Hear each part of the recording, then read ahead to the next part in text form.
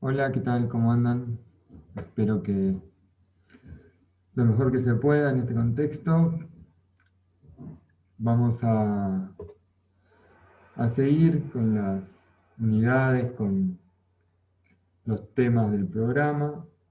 Veníamos viendo en la primera unidad todo lo que era la división política de América, ¿no? La constitución de los Estados-Nación, hasta llegar, digamos, a la actualidad en un proceso de globalización que aún sigue vigente con algunas eh, eh, críticas o revisiones, ¿no? Y en la segunda temática o unidad, habíamos estado viendo a través del video y del PowerPoint, ¿no? Todo lo que eran los contrastes ambientales que posee nuestro continente, ¿no? Allí vimos diferentes biomas, vimos las problemáticas ambientales, todo lo que arrastra, digamos, la contaminación de los aires, de los suelos, del agua. Entonces, ¿no? Tratando siempre de llevar a,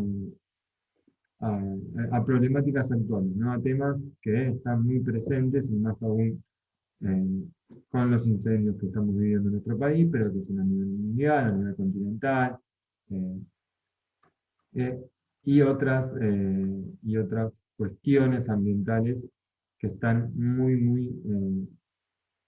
en boca de todos. Ahora nos vamos a meter ya directamente con el análisis no de lo que es la geografía física, sino la parte más social de la geografía, que es la de análisis de la población, ¿no? Obviamente vamos a hacer un pantallazo a nivel general, ¿no? De análisis de la población, nos vamos a meter en lo que es la demografía, para después llevarlo a casos concretos, como hicimos con la unidad anterior, y obviamente, como lo es este año, los casos concretos tienen que ser abocados a el continente americano. Paso a compartir pantalla del Power en el cual vamos a ver algunas cuestiones eh, que les van a permitir eh, realizar el trabajo práctico que corresponde eh, a esta unidad.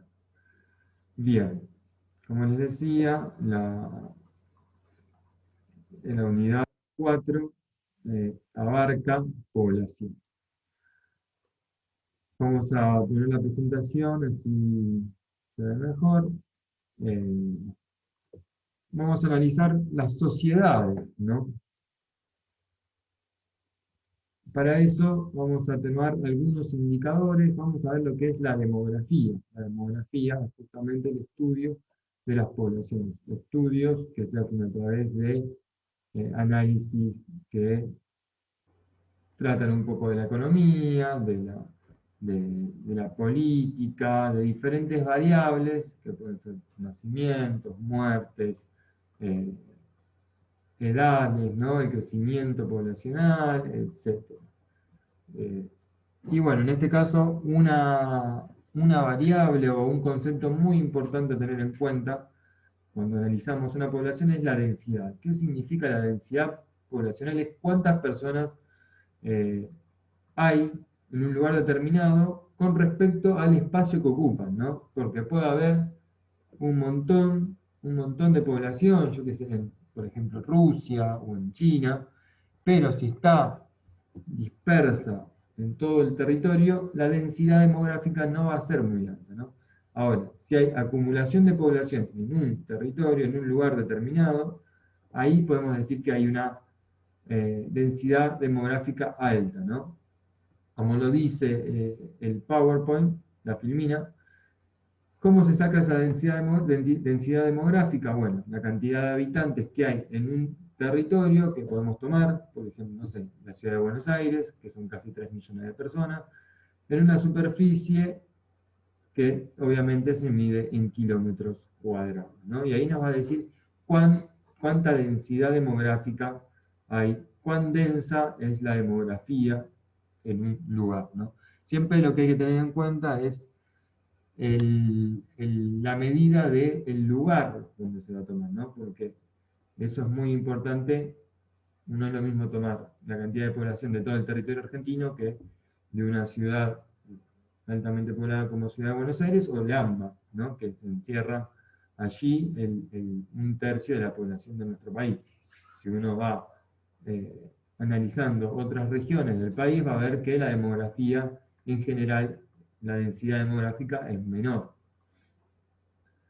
Entonces la densidad demográfica lo que nos va a decir es cuán distribuida está la población una ciudad, en una provincia, en un país, en un continente.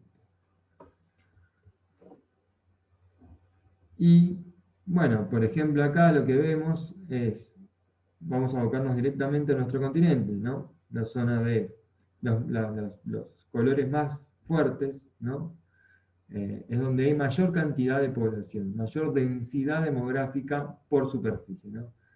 Recordemos, densidad demográfica se mide habitantes por kilómetros cuadrados, ¿no? ¿Cuántos habitantes hay por kilómetro cuadrado? Y acá estamos viendo, cuando hay más de 100 habitantes por kilómetro cuadrado, son estos puntos rojos de población, ¿no? De este mapa mundial, pero vamos a abocarnos a Argentina, a América, mejor dicho, ¿no? Tenemos que los grandes centros urbanos, Río de Janeiro y San Pablo, son altamente densos demográficamente. Buenos Aires y Montevideo, en esta zona, la zona de Uruguay, la Cuenca del Plata. Eh, Tenemos obviamente Ciudad de México como una de las ciudades con mayor cantidad de población, muy densa demográficamente. Cuba, en cierto punto. Y obviamente la costa este con Nueva York y esa ciudad enorme que es a nivel poblacional, ¿no? Y tenemos de este lado, por ejemplo, del Pacífico, algunas ciudades importantes como Los Ángeles, también altamente pobladas, ¿no? Acá tenemos Santiago de Chile, acá tenemos todas las que son las ciudades bahianas del norte de Brasil, Colombia acá también, y Venezuela, Colombia y Venezuela. Bien, en fin. Podemos decir que la densidad es mayor en las zonas costeras que en el interior de los continentes, ¿no? Salvo la rara excepción es La Paz, podríamos decir, acá, que está en la zona de montañas y acá también y altiplano, y acá en la zona de Colombia, pero si no, en general la mayor cantidad de población está en las zonas costeras, ¿no? Esto es una constante, eh, y donde podemos ver que América del Sur es un continente con poca población, ¿no? Digamos, ¿no? Hay otros continentes como Europa, como vemos acá, o el sudeste asiático, altamente poblados, ¿no? A medida que aumenta la altitud, es más difícil encontrar ciudades altamente pobladas, porque obviamente las dificultades para vivir allí son mayores, ¿no? Así que un poco un panorama, ¿no? Esto, cómo analizar la densidad demográfica y cómo ver que en general en nuestro continente las zonas costeras son las zonas de mayor densidad poblacional, que es un continente, sobre todo el subcontinente de América del Sur, muy bajo en cuanto a cantidad de población, y que obviamente la América del Norte tiene otras características, y la zona de la costa este de, de- de Estados Unidos, fundamentalmente, ¿no? Es una zona altamente poblada, con Los Ángeles en el Pacífico como una excepción. El Pacífico tiene algunas ciudades como Lima, Quito, eh, y algunas ciudades de Centroamérica, pero no son, son las ciudades atlánticas, digamos, las que están en la costa del Atlántico, las que tienen mayor densidad demográfica.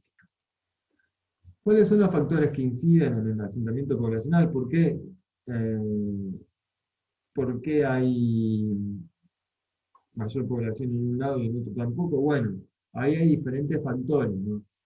Sin duda que la presencia del agua es un factor importante, ¿no? Porque uno necesita agua para eh, diferentes actividades, como el riego, para tener bebidas, para el transporte acuático, ¿no? Uno tiene mayor salida, cuando tenés salida al mar podés transportarte de manera vía marítima y vía oceánica, y favorece la higiene, ¿no? También tenemos que tener en cuenta otro de los factores, así como la presencia del agua es muy importante para asentarse en un lugar, los eventos de origen natural, ¿no? Si estamos cerca de ríos y arroyos que desbordan, de huracanes en las zonas costeras, de vulcanismos y sismos, fuertes precipitaciones, fuertes vientos, desiertos, sequías, bueno, todas esas cuestiones influyen a la hora de asentarse en un lugar.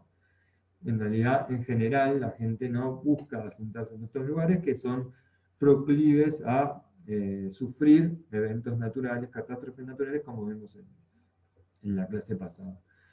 Y por último tenemos los factores sociales y económicos, obviamente. Si hay un lugar en los cuales tienen mayor cantidad de demanda de trabajo, es decir, que hace falta mano de obra, que hace falta trabajadores, donde hay una mayor seguridad, mejor educación, mejor sistema de salud, mejor sistema de transporte. Bueno, todo eso también va a influir a la hora de asentarse en determinadas zonas y no en otras, ¿no? Por eso vemos también porque hay esta disparidad, ¿no? Hay una gran disparidad en el continente americano, en donde se asientan las poblaciones, prácticamente hay una gran mayoritaria parte del continente que está prácticamente despoblado, ¿no? Y acá tenemos a nivel mundial, ¿no? Los principales países con mayor población, esto es a principios de los 2000, esto ha ido variando un poco, pero bueno, dentro de los primeros 12 países del mundo están en nuestro continente, obviamente Estados Unidos, Brasil, que ya tiene 200 millones, Estados Unidos, que tiene 300 millones, y México, que también ha superado estos 102 millones de habitantes, ¿no? Obviamente China e India son los países con mayor cantidad de población a nivel mundial. Y lo interesante de analizar la población, uno para poder estudiarla eh, y sacar estas conclusiones, toma tasas, ¿no? Y las tasas son indicadores que muestran relaciones estadísticas referidas a algún tema en especial, ¿no? Por ejemplo, la mortalidad, la fecundidad de una población específica. Ya puede ser. Y ahí uno tiene que tomar en qué periodo, o sea, en qué tiempo toma, ¿no? La cantidad de muertes en un año, en un mes, en una semana. Y tiene que tomar también el lugar, ¿no? En qué ciudad, en qué región, en qué continente, en qué país, etc. Establecen relaciones siempre, ¿no? Las tasas, los indicadores demográficos y permiten analizar la población, como les decía, a través del tiempo. Y también se pueden comparar las poblaciones, no solamente tomando la población de, por ejemplo, Argentina y analizarla profundamente eh, a través del tiempo y obviamente del espacio circunscripto a nuestro territorio, sino también que uno puede tomar un indicador de Argentina y un indicador de Brasil y compararlos, ¿no? Y establecer líneas de acción política en base a este análisis, ¿no? Y decir, bueno, si esto, ¿por qué lo está llevando a cabo este país? ¿Por qué muestra este país mejoras y por qué nosotros no? ¿O por qué nosotros estamos mejor en esto y en estos países no sucede lo mismo? Bueno, eso permite analizar, comparar poblaciones a través de estos indicadores, ¿no? ¿Cuáles son los principales indicadores? Bueno, la tasa de natalidad, la tasa de mortalidad, mortalidad infantil, crecimiento vegetativo, fecundidad, la tasa de migración e incidencia, el PBI, el PIB per cápita o por persona, la esperanza de vida y el índice de desarrollo humano, solo para nombrarles algunos. Nosotros nos vamos a centrar en algunos, ¿no? Los más importantes, los que consideramos los más importantes, ¿no? La tasa de mortalidad obviamente va a establecer la relación entre el número de funciones o muertes y la población total en un momento y en un lugar determinado, ¿no? Por ejemplo, fueron muy famosas estas filminas al principio de la cuarentena, que mostraban, ¿no? Las diferencias entre países, esto es lo que les marcaba anteriormente. Uno puede analizar directamente su propio país o una región de su propio país, o comparar la tasa de mortalidad con respecto al resto de los demás países, ¿no? Y hacer esa comparación. Entonces, uno para sacar la tasa de mortalidad tiene que tomar la totalidad de muertes en, por ejemplo, un año, cuántas personas fallecieron en un año en la Argentina, y dividirlo sobre la población total de ese país. Y ahí nos va a dar la tasa de mortalidad. En este caso, lo que se hacía era cuántos fallecidos había, en el ejemplo de la cuarentena, cuántos fallecidos había cada 100.000 habitantes por país, ¿no? Entonces Argentina tenía 9,8, o sea, casi 10 personas fallecidas cada 100.000 habitantes, ¿no? Y acá teníamos los países con mayor tasas de mortalidades. En vez de tomarlo sobre el total de cada población para compararlo y que esa comparación tenga una unidad de medida homogénea, bueno, se tomaba la base de 100.000 habitantes. Entonces, eso te permitía establecer relaciones y comparaciones con los demás países. Pero lo importante es saber que la tasa de mortalidad se calcula en el total de fallecimientos en un año, o en un mes, o en lo que se tome como medida de tiempo, y eso se lo divide por la población total. Obviamente que va a haber una diferenciación entre los que se llaman los países desarrollados con respecto a los países subdesarrollados o en vías de desarrollo, ¿no? Las tasas de mortalidad tienden a ser más bajas en los países desarrollados, porque hay una mejor calidad de vida, hay mejores sistemas de salud, hay mejores sistemas de jubilaciones, entonces la esperanza de vida, que ahora que vamos a ver más adelante, ¿no? La expectativa de vivir es más alta, o sea, de vivir más años, entonces mueren menos personas, ¿no? Y aparte, sumado a las mejoras en los sistemas relacionados con las tecnologías medicinales, las vacunas, los antibióticos y otras curaciones quirúrgicas y no quirúrgicas, ¿no? Eh, Hablando de vacunas, bueno, todos esperamos que aparezca pronto contra el COVID-19. Otra de las tasas de mortalidad infantil es la de mortalidad infantil, ¿no? Esto lo que va a marcar es la relación entre el número de funciones de niños menores a un año de edad y los nacimientos totales durante un tiempo dado y en un lugar específico. Es decir, que uno puede decir cuántos por año, ¿no? En este caso vamos a tomar el ejemplo de Córdoba, que está acá. Dice, bueno, cada 1.000 nacimientos mueren 10,6 niños en el 2011. Después vemos cómo la tendencia es a la baja en Córdoba, donde Córdoba, y a partir de 2015 empieza a subir de poco. Es decir, que lo que acá medimos es cuántos niños mueren con respecto al total de nacimientos. Es decir, de todos los que nacen en un mes, en un año, en una semana, ¿cuántos de esos niños y niñas mueren? No llegan al año de vida, o mueren al año, como mucho. Y esto mide la tasa de mortalidad materna, que es la cual no nos vamos a meter, ¿no? Entonces, sirve para establecer, bueno, ¿cuál es la probabilidad de que un niño que nace viva más de un año, ¿no? Al cumplir un año. Entonces, si mueren muy pocos, eso indica que hay unas condiciones de vida mejores, ¿no? Y que aquellos niños que nacen efectivamente van a poder desarrollar su vida. La tasa de natalidad, bueno, como lo indica el propio nombre, es la relación entre la cantidad de nacimientos y la población total en un momento y lugar determinado. ¿Cómo es la diferencia de la tasa de mortalidad? Bueno, en vez de totalidad de muertos, la totalidad de nacimientos sobre la población total.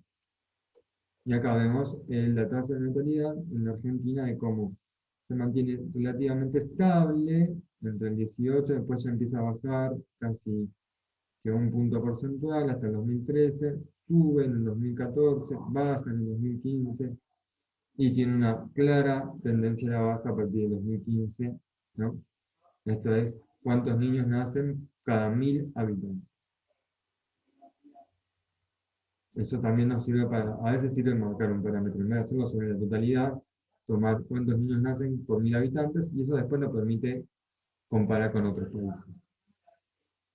La tasa de fecundidad lo que va a marcar es cuántos niños y niñas nacen con respecto a la cantidad de mujeres que están en condiciones de tener hijos e hijas.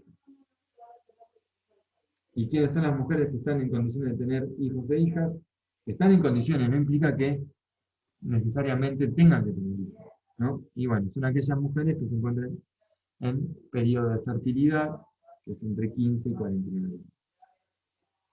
Y lo que indica es la cantidad de hijos por mujer al finalizar su edad reproductiva. Y, y hasta ahí estamos con algunas tasas importantes. Las tasas de natalidad, de fecundidad total, también son significativamente menores en los países desarrollados que en los subdesarrollados.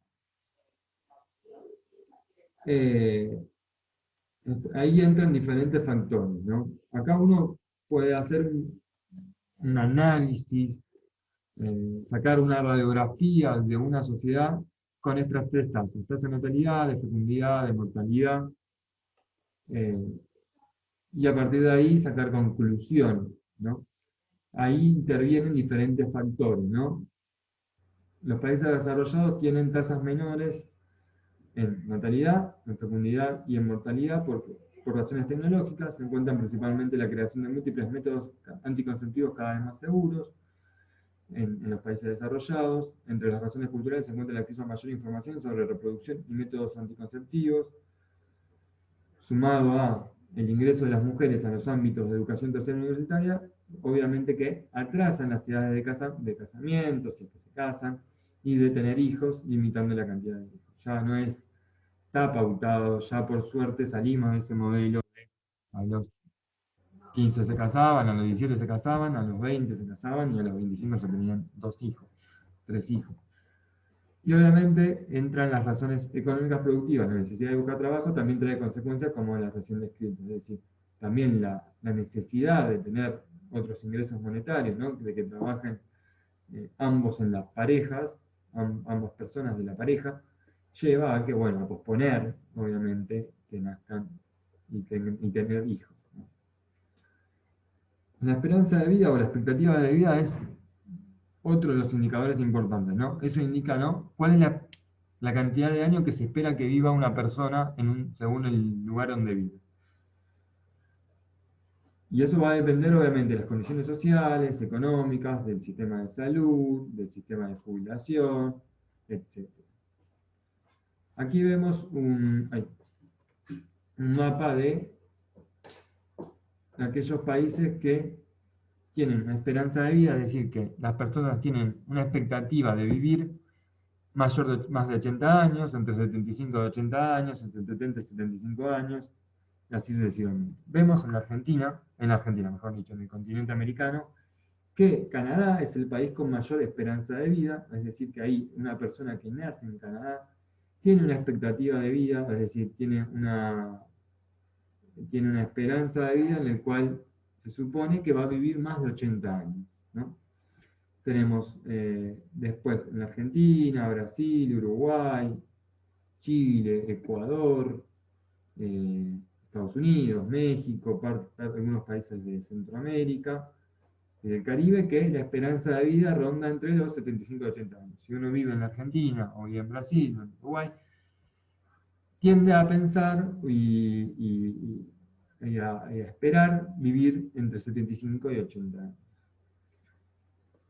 Obviamente, cuanto más fuerte es el color, naranja y roja, es decir, es menor la esperanza de vida de esos países. Uno va a vivir menos años, ¿no? Y ahí tenemos Bolivia como uno de los países con menos esperanza de vida en nuestro continente, pero bueno, también está Paraguay, Perú, Colombia, Venezuela, y acá en Centroamérica, Honduras, Nicaragua, algunos países también, y en el Caribe.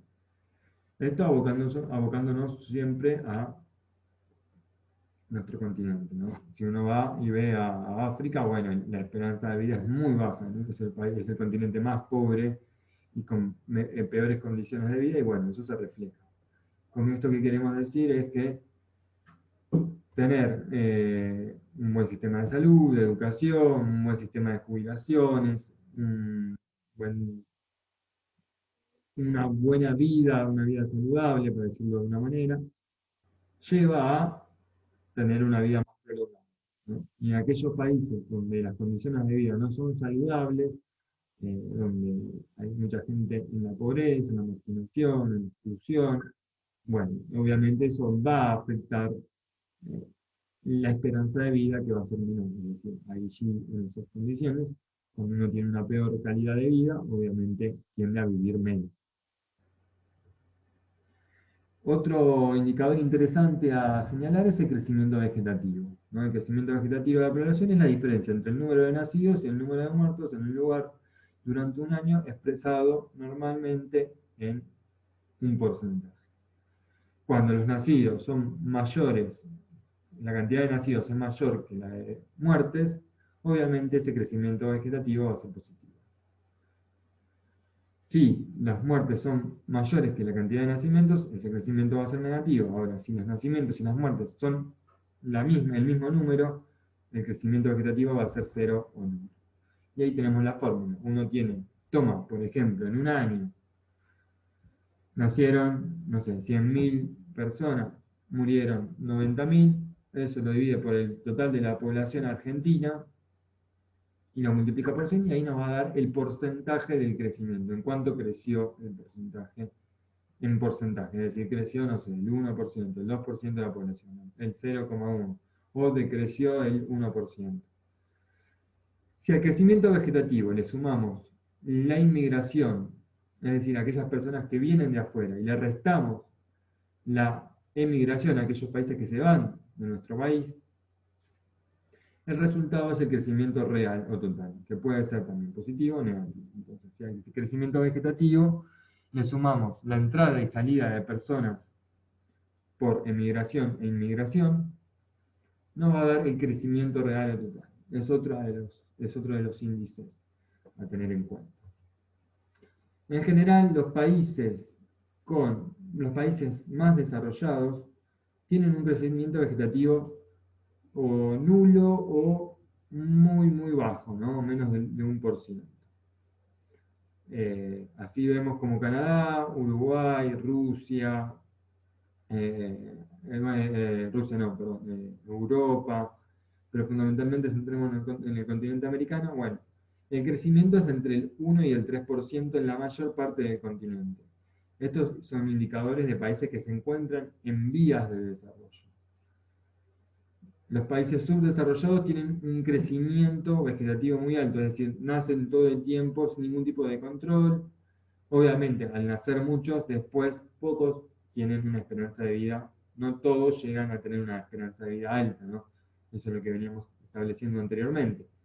Pero sí, al no haber un control, no haber información, no estar bien informados, no haber políticas de salud con respecto a la procreación y a la natalidad, bueno, en los países más pobres eh, tienden a haber mayor cantidad de nacimientos, por lo tanto el crecimiento vegetativo va a ser alto. Y que son esos colores verdes que vemos eh, fuertes, verdes fuertes que vemos en el mapa. El continente americano, al ser en su mayoría países en vías de desarrollo, está entre el 1 y el 3% en su mayoría, con muy poca natalidad, muy poco crecimiento, quiere decir, vegetativo, en países como Uruguay y como Canadá, y algunas de las Guyanas. Obviamente, al hablar en estas cuestiones de lo que se suelen llamar países desarrollados y países en vías de desarrollo y subdesarrollados, estamos hablando de grados de diferencia muy fuertes, ¿no? Grados de diferenciación, de desigualdad muy, muy fuertes. eh, y existe, como diría Galeano, existe países desarrollados porque existen países subdesarrollados. Estamos en un sistema capitalista y estas relaciones de desigualdad son corrientes, ¿no? Por eso me parece que está bueno marcar, ¿no?, cómo el crecimiento demográfico comenzó a desacelerarse. Si bien este crecimiento demográfico a fines del siglo pasado comenzó a desacelerarse a nivel mundial, la ONU estima que para finales del siglo XXI la población mundial será el doble de lo que era en ese momento, ¿no? estaban en 6 millones, hoy estamos en 8 millones, más de 8.000 millones, perdón, de habitantes en el mundo, y se estima que se va a llegar al 2100, o cerca de 2100, con 12.000 millones de habitantes. Pero, ¿qué pasa? Ese crecimiento vegetativo es igual si se tiene en cuenta las condiciones sociales, económicas y hasta culturales de los diferentes países. Los países desarrollados tienen tasas de crecimiento muy bajas y de crecimiento de sus poblaciones. Es decir, los países desarrollados no tienden a tener muchos nacimientos y entonces, por lo tanto, sus poblaciones se mantienen relativamente estables. ¿No? ¿Por qué? Porque tener mayor población implica que sus sistemas de salud, de educación, de jubilaciones, de infraestructura, al tener mayor cantidad de población necesitan mayor cantidad de recursos, entonces esto desequilibraría la balanza. Los países subdesarrollados o en vía de desarrollo, los crecimientos de población son más rápidos y cuanto más pobre es ese país, mayor cantidad de población aumenta, crece, ¿no? Esto lleva a una gran desigualdad que, si no se revierte esta tendencia, va a seguir aumentando con el paso del tiempo, ¿no? Y allí vemos una imagen de nuestro país, una imagen tomada desde la Villa 31, con estas casas precarias que se encuentran al frente y acá nomás de la foto, y en el fondo los edificios súper modernos de lo que es el barrio de La Recoleta. Vamos a entrar ahora en un concepto muy importante de la demografía, que es la población económicamente activa. La población activa es un indicador económico que define el número de personas que están en condiciones de trabajar en un territorio. Ya sea que tengan un puesto de trabajo, o sea que estén empleados, que estén trabajando, como aquellos que buscan trabajo y se encuentran en edad de hacerlo, ¿no? Es decir, que la población económica activa toma no solo los que tienen trabajo, sino aquellos que están en búsqueda de trabajo, que se encuentran activos por encontrar un trabajo. Por otro lado, existe otra categoría que se llama población económicamente inactiva, que son aquellas personas que no se encuentran dentro de la edad de trabajo oficial, que ronda entre los 16, depende del país, ¿no? Eso, según la regulación del país, hay países que se pueden empezar a trabajar desde antes de los 16, hay países que después de los 16, y siempre depende también de cuándo comienza el régimen de jubilación, ¿no? Hay países que se pueden jubilar a partir de los 60, otros a través de los 65, etc. Entonces, los que son menores de 16 y mayores de 65 están excluidos de la población económicamente activa, son inactivos, ¿no? En general, estos grupos sociales que componen la población económicamente activa son los estudiantes, secundarios fundamentalmente, los prejubilados, los jubilados y aquellos que tienen una incapacidad permanente, ¿no? O una capacidad diferente que les dificulta. Por eso la capacidad de un país depende obviamente de que haya una adecuada proporción entre la población activa y la población inactiva. Si hay un desbalance, ¿no? Si uno tiene una población avejentada, por decir de una manera, ¿no? Una gran cantidad de población vieja que ya no aporta a la economía, sino que obviamente cobra de los recursos de los sistemas de pensiones y jubilaciones, bueno, eso puede generar un desfasaje. Como bien saben, los sistemas de jubilación, los trabajadores de hoy aportan no para su propia jubilación, sino que no para su propia jubilación en términos del hoy, ¿no? Sino que esas poblaciones que actualmente están trabajando, esos recursos van a parar a los que cobran jubilaciones en este momento, ¿no? Hay como un desfasaje, por lo tanto, si la población económicamente inactiva en un momento dado es alta y la población que tiene trabajo eh, aporta, pero es menor ese aporte porque son menos cantidad de personas, ahí entramos en un problema de recursos muy, muy fuerte, ¿no? Porque los recursos que van a parar al sistema de jubilaciones y de pensiones son los que se derivan de los aportes de los trabajadores actuales, ¿no? Toda aquella persona que trabaja hoy con sus aportes de seguridad y pensión, está abonando a las jubilaciones de la población que se encuentra hoy inactiva. Este amplio sector de la población no puede trabajar por razones de edad y obviamente no forma parte de ningún sector productivo. Y esto, como les decía, la población activa son quienes pagan impuestos para pagar las prestaciones de los que pertenecen a la población inactiva. La población activa es la productiva y la inactiva es dependiente de la producción, de la productiva, ¿no? Y acá tenemos una síntesis de esto que les digo. La población activa no solo piensen que la población activa es aquellos que desean trabajar y están trabajando como aquellos que buscan, pero no encuentran. Y la población activa son aquellos que no desean trabajar o no pueden trabajar. Y entramos en un tema muy interesante que son las pirámides de población. Ustedes habrán visto ya estas imágenes de pirámides muy conocidas, divididas por edad, por género, y no tienen estas características. En general están compuestas por barras, es una representación por barras, donde en el medio están las etapas por edad, ¿no? Digamos, los rangos de edades, que en general se toman cada 5 años y que van de 0 a 4, de 5 a 9, de 10 a 14, así hasta llegar a 99 y después más de 100. Y tenemos, según los colores, obviamente, claramente los estereotipos del rosa para las mujeres y los celestes para los varones. Y abajo tenemos la cantidad de población que vive según la edad. Eh, por ejemplo, hay varones de 0 a 4 años, casi 2 millones, o 2 millones podríamos decir, y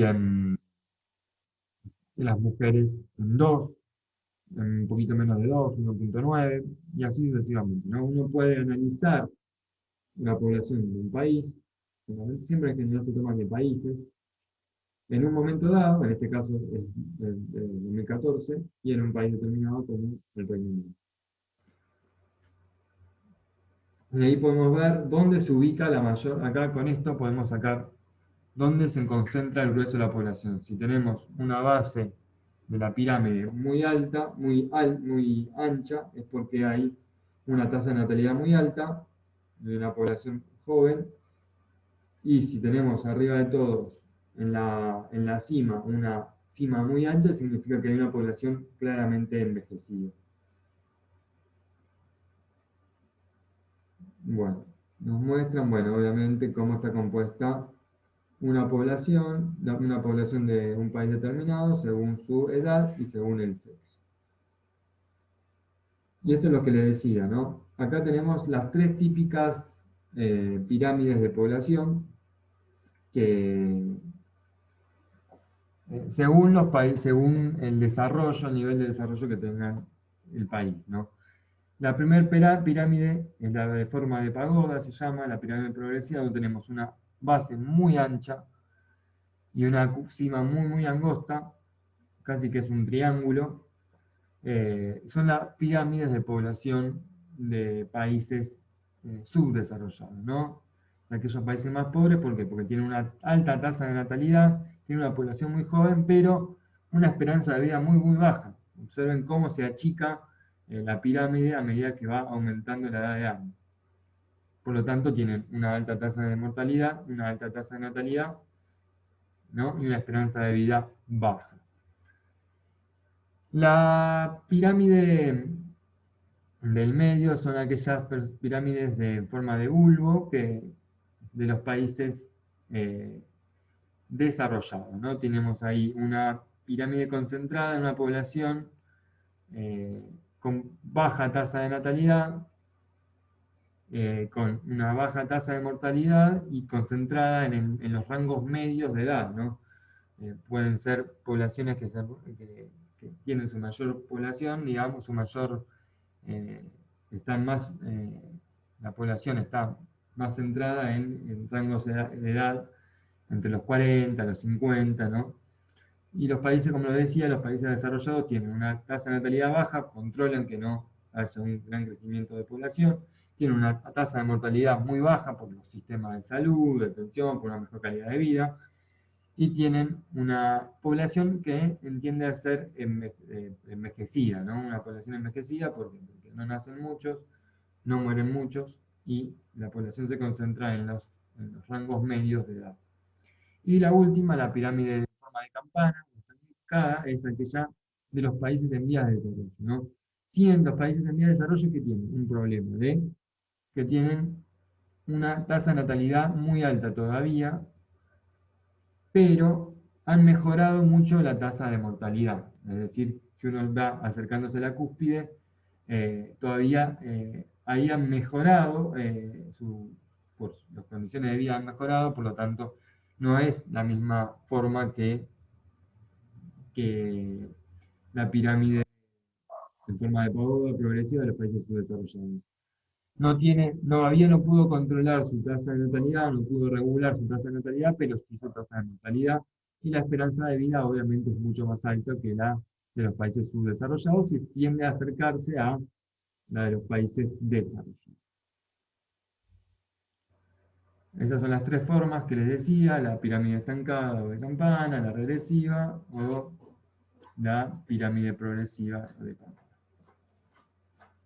Tenemos los últimos dos temas para tocar, son población urbana y rural. Obviamente la población rural son aquellas personas que habitan en lo que se denomina el campo, y la población urbana aquella que habita en, en las ciudades, ¿no? Y acá tenemos un cuadro comparativo interesante que nos va diciendo, ¿no?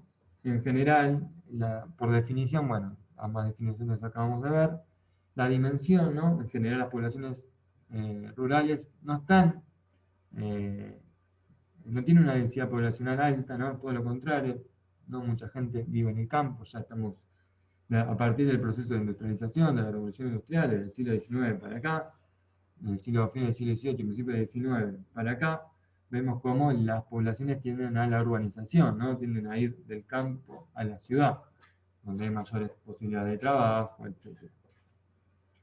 En cambio, en las poblaciones urbanas obviamente hay una mayor densidad demográfica, ¿no? Hay ciudades que tienen millones de habitantes, que son las grandes metrópolis. La principal actividad económica, fundamentalmente en el campo, es la agricultura, la ganadería, relacionados al sector primario, a la producción y extracción de materias primas. Y en las ciudades, obviamente, está ligado más al sector secundario y terciario, la industria, el comercio y los servicios. Las viviendas tienden a ser horizontales, con casas amplias, en la población rural. En cambio, lo que predomina cuando uno mira una ciudad son los edificios, o sea, una vivienda en sentido vertical. El transporte, obviamente, si bien hay vehículos automotores, también hay tracción animal en el campo, sobre todo en los tractores y mucha maquinaria que se ha modernizado en el campo, ¿no? Pero el principal medio de transporte en la población urbana, sin ninguna duda, son los automóviles.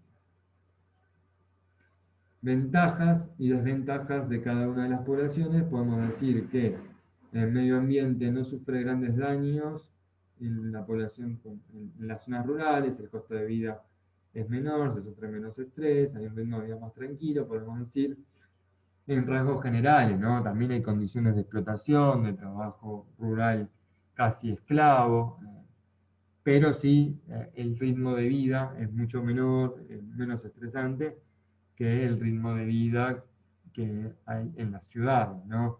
Con otras cuestiones que hacen a la ciudad. La ventaja que tiene la ciudad es que obviamente hay mayor infraestructura en cuanto a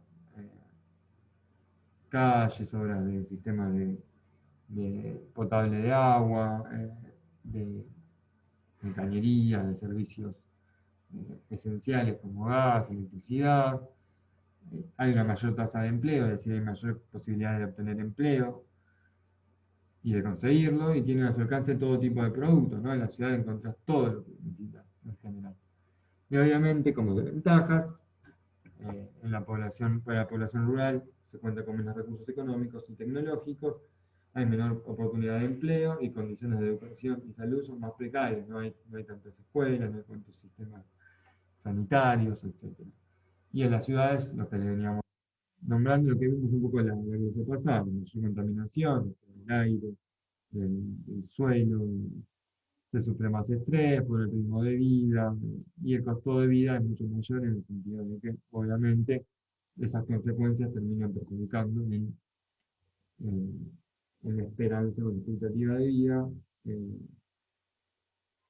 que tienden a acortar, ¿no?, esa vida si uno no logra salir de ese estrés. Y por último, bueno, un poco estuvimos hablando, son las migraciones, ¿no? Otro tema importante, muy, muy en boca también de todos eh, en los últimos años, con la crisis de los refugiados, las migraciones, fundamentalmente abocado en lo que es el Mediterráneo, etcétera. Y bueno, ¿a qué se denomina migración? Es el traslado de población desde un lugar a otro con el objetivo de cambiar su lugar de residencia de manera más o menos permanente. El emigrante implica, hay dos diferenciaciones, ¿no? El migrante es el que migra, ¿no? El emigrante, al hablar de emigrante, se pone el foco en la persona que abandona su lugar de residencia. El inmigrante, cuando uno dice inmigrante, hace referencia a que esa misma persona, quizás a esa misma persona, pero desde la perspectiva de quien ha llegado a su nuevo destino para radicarse. Es decir, todo inmigrante termina siendo un inmigrante en el lugar en el cual se va a sentar, ¿no? Un argentino que migra en Uruguay, desde el punto de vista de Argentina, es un emigrante, pero para el uruguayo, el argentino es un inmigrante, ¿no? ¿Se entiende esa diferencia? Bueno, hay diferentes factores por los cuales las personas migran, ¿no? Por oportunidades económicas, mejores oportunidades de trabajo, por escapar a guerras, a hambrunas, por persecuciones políticas. En general, las migraciones tienden a ser de los países subdesarrollados a los países desarrollados, aunque incluso puede haber de subdesarrollados a en vías de desarrollo, eh, de Paraguay a la Argentina. Eh, es decir, que también, bueno, para las migraciones hay diferentes factores que hacen que estas personas se trasladen de su lugar de origen hacia otro, ¿no? En búsqueda de, en general, una mejor vida.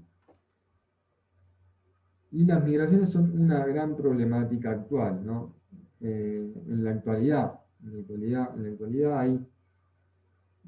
se estima que 150 millones de personas viven fuera de sus países de origen y que 9 de cada 10 migran por razones económicas, mientras que 1 de cada 10 lo hace por motivos políticos.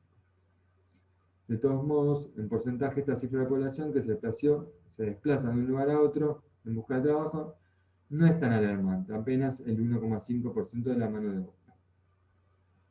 La diferencia en el nivel de desarrollo de los países que fomentan las migraciones hizo que gran cantidad de habitantes del tercer mundo buscara trabajo en el primer mundo. Sin embargo, los países desarrollados comenzaron a adoptar políticas restrictivas al ingreso de población. Un poco lo que hablábamos con el sistema del proceso de globalización. En el proceso de globalización pueden circular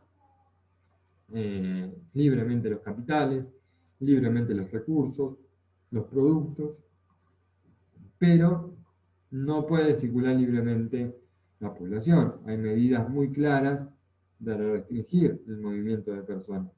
Para eso están las visas, para eso están los muros, y demás medidas que restringen ese ingreso de población, ¿no? Y se empieza a atacar a los inmigrantes como ilegales o indocumentados, ¿no? Acá tenemos una foto de lo que es el muro que separa Palestina del Estado de Israel, ¿no? Los palestinos que sufren fuertemente esta restricción y este acecho y asedio que sufren por parte del Estado de Israel.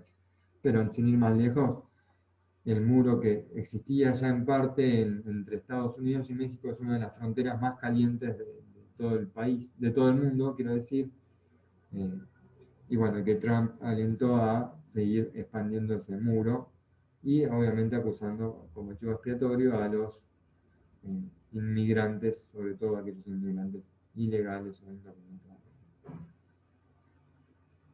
Por eso les dejo acá algunos